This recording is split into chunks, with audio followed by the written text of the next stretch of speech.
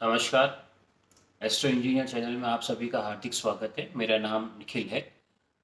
आज हम इस वीडियो में बीजेपी के अंदर क्या ट्रांसफॉर्मेशन आया जिससे उनके हरियाणा में जो गवर्नमेंट नहीं बन रही थी या जो सीट्स अनएक्सपेक्टेडली एज पर एग्जिट पोल्स और ओपिनियन पोल जो कांग्रेस की गवर्नमेंट शो कर रहा था, और उससे अचानक ऐसा क्या हुआ कि वापस जो बीजेपी की गवर्नमेंट 10 साल रूल करने के बाद अचानक सब कुछ छोड़ छाड़ के जो चीज़ होप छोड़ दी हो, और एग्जिट पोल्स और ओपिनियन पोल्स वही इंफॉर्मेशन दिखा रहे हो।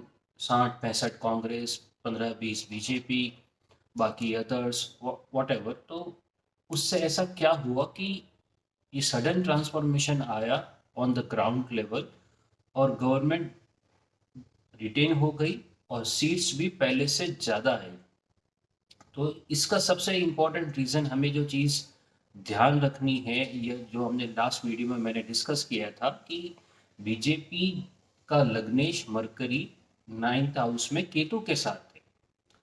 और केतु के साथ जब भी लग्नेश हो तो आप ये चीज़ समझ, और 9th हाउस में हो तो इसका मतलब ये है कि आपको अपना पेरेंट या अपना फादरली ऑर्गेनाइजेशन कभी नहीं छोड़ना है। और यही रीज़न था लोकसभा में, जो फादरली ऑर्गेनाइजेशन जो आरएसएस है उसने साथ छोड़ा और 400 की जगह 240 आ गई।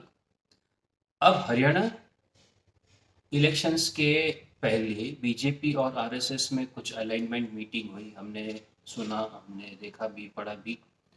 बीजेपी और आरएसएस के कोर मेंबर्स की मीटिंग हुई, अलाइनमेंट हुआ, रोल्स और रिस्पॉन्सिबिलिटी डिस्कस हुई, और जिसको जो काम करना था उनको समझाया गया। तो उससे अलाइनमेंट के बाद होने के बाद ग्राउंड लेवल पे आरएसएस फुल एक्टिव हो गया, जो कि बीजेपी का पेरेंट ऑर्गेनाइजेशन है या मदरली ऑर्गेनाइजेशन है। तो आपने जब अपनी लीनिएज को इन्वॉल्व किया, केतु को इन्वॉल्व किया, जो 9th हाउस में आपकी आपकी एग्जिस्टेंस, यानी मतलब मरकरी के साथ जो आपका लग्न लॉर्ड है मिथुन लगन में, उसके साथ 9th हाउस में जो अलाइनमेंट आपने ट्रिगर किया, उस अलाइनमेंट से आपको बहुत सपोर्ट मिला, बीजेपी को बहुत सपोर्ट मिला। ग्राउंड लेवल पे इंफॉर्मेशन और जो बीजेपी का कोर कैडर वर्कर ऐसे मोबिलाइज हुआ, जो ब्लंट उन्होंने सहा एंटी इनकम्बेंसी का, नॉन परफॉर्मेंस का, नॉन वर्किंग का, गवर्नमेंट के मिनिस्टर्स का, गवर्नमेंट का जो भी था।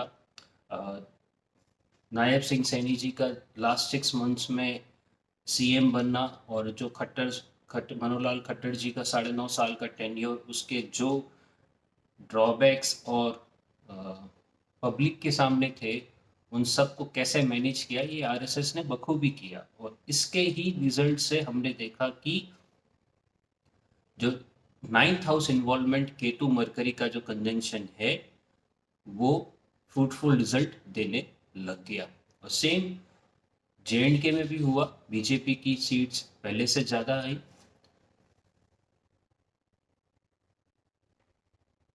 बीजेपी की सीट्स पहले से ज़्यादा आई, बीजेपी की वोट परसेंटेज पहले से ज़्यादा आई। हरियाणा में सीट्स 48 अपने लेवल पे आई, जो मिनिमम गवर्नमेंट बनाने के लिए चाहिए 46 है, 48 आ गई। अब किसी थर्ड पार्टी या इंडिपेंडेंट्स पे डिपेंडेंट होने की ज़रूरत नहीं। तो ये सब बीजेपी के उस परफॉर्मेंस से आया है जो उसने आरएसएस का था अलाइनमेंट में किया। लोकसभा चुनाव के टाइम भी बीजेपी को चंद्रमा में बुध की अंतर्दशा चल रही, चंद्रमा की महादशा, बुध की अंतर्दशा। बुध लग्नेश होकर केतु के साथ है, इसी कारण अगर आपने पेरेंट ऑर्गेनाइजेशन को इन्वॉल्व किया, उनकी सजेशंस को इम्प्लीमेंट किया, और आपके सामने रिजल्ट आया। यही हमने ऑब्जर्व किया और ये ऐसा ही हुआ। अब जो चीज़ अगली इलेक्शंस जो महाराष्ट्र और झारखंड में है, इन इस इलेक्शंस के लिए बीजेपी को डेफिनेटली एक मॉरल बूस्ट मिला, और मिला होगा, कोर वर्कर को मिला होगा। और एक बीजेपी जब इस महाराष्ट्र और झारखंड के इलेक्शंस में जाएगी, कॉन्फिडेंस अलग होगा।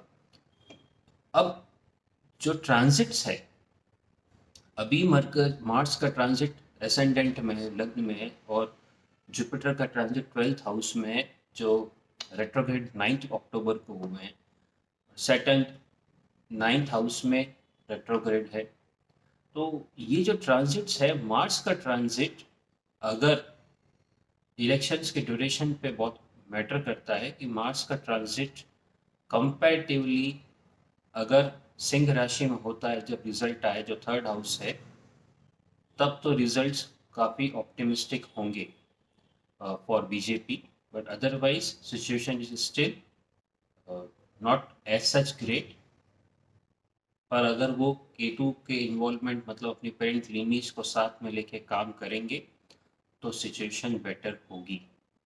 जो महाराष्ट्र में भी गवर्नमेंट जाने का जो हवा बन रही है, हो सकता है वो इतनी बुरी नहीं जाए, या हो सकता है वापस आ जाए।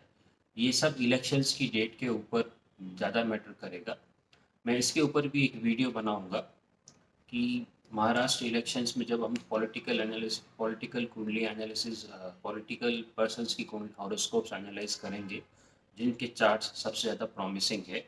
पर हाल फिलहाल के लिए बीजेपी चंद्रमा में मरकरी, बुध और बुध की अंतर्दशा और प्रत्यंतरदशा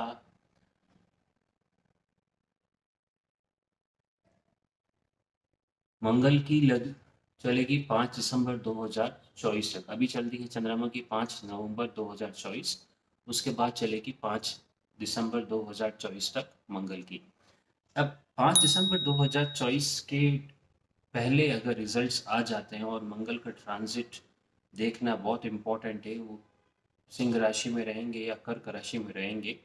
बट मंगल की प्रत्यंतर दशा बीजेपी के लिए बेटर ही रही है। उसके बाद राहु जब अगर लग गए, तो सिचुएशन थोड़ी थोड़ी डामाडोल हो सकती है, क्योंकि राहु अल्टीमेटली है इल्यूजन। तो जो सब कुछ दिख रहा है, हो सकता है वैसा नहीं है। तो ये रह गई बीजेपी के हॉरोस्कोप से। जो मूल मैसेज यही था कि अगर आपने पेरेंट ऑर्गेनाइजेशन को छोड़ दिया, उनका साथ लेना छोड़ दिया, और उनके पाथ से डेविएट हो गए, तो आपको लॉस बियर करना पड़ेगा। और वो लोकसभा चुनाव में हुआ, और हरियाणा इलेक्शंस या जे.एंड.के इलेक्शंस में उसके परफॉर्मेंसेस बहुत बेटर है। साथ साथ में एक चीज़ का ध्यान रखना है, मैं कांग्रेस का हॉरोस्कोप भी का डिटेल में डिस्कस, लगन की कुंडली है, कन्या कन्या राशि 7वें भाव में है, मीन लगन की कुंडली है, और केतु लग्न में है, राहु चंद्रमा सप्तम में है। तो जब आपके ट्रांजिट्स जो राहु केतु के हैं, वापस 1/7 एक्सिस से जा रहे हैं, और नेटल के राहु केतु के ऊपर उनका ट्रांजिट हो रहा है, इसका मतलब ये बहुत आपके लिए ट्रांसफॉर्मेशन टाइम है।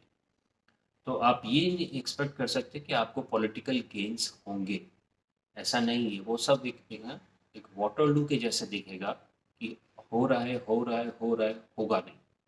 तो वही सिचुएशन है कि 99 सीट्स लाके भी हम सोच रहे हैं हम क्लास के टॉपर हैं, ऐसा एक इल्यूजन।